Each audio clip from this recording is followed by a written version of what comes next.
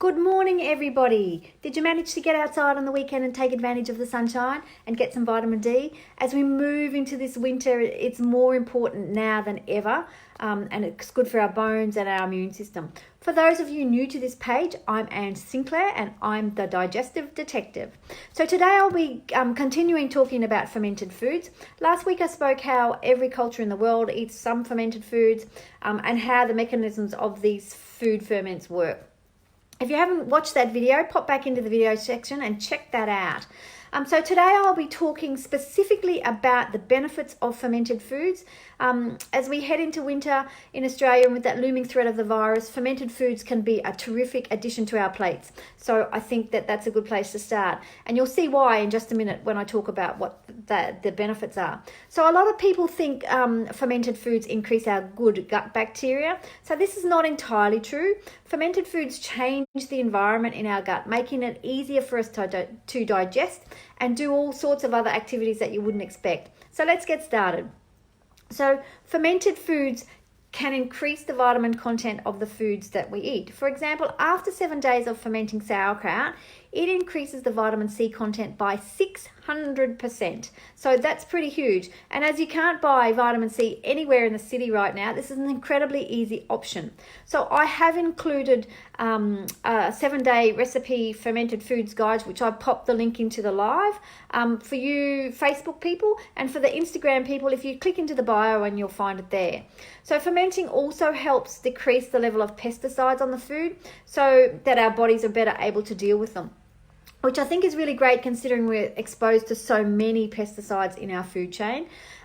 So a lot of us also have problems eating grains due to the phytic acid content. And so phytic acid stops the plants from getting eaten, essentially. So a lot of people with gut problems struggle with eating grains because of this. So when you ferment something, you can reduce that phytic acid content by about 80%, making them much easier to digest for you. So if you do have gut issues, soaking the grains before cooking can be an absolute godsend for our digestion. So it's worth doing. So fermenting preserves and enhances the enzyme content of our foods, which is particularly important as we age, because as we age, our own enzymes start to diminish. Fermented foods can improve our immune function. They also they decrease the risk of respiratory disease. So I have seen several articles about kimchi and how it's been useful during COVID. So it's good to know that that can happen. So the lactic acid producing bacteria have a real beneficial action on the entire mucous membrane of our GIT tract. So they create an acidic environment to stop the pathogenic bacteria from multiplying. So the lactic acid in ferments helps us break down proteins that we eat and helps us absorb these proteins much better.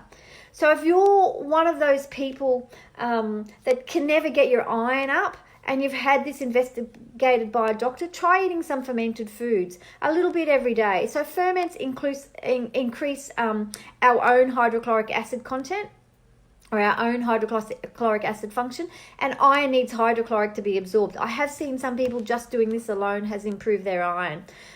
So sauerkraut also has a large amount of the nutrient choline, which can help lower your blood pressure if you have high blood pressure. So it definitely has effect on peristalsis. So peristalsis is that smooth contraction muscle of our bowel. So really, really useful if you're constipated. So thinking about making fermented foods. So you can see fermented foods are worth having a closer look at when you see the benefits.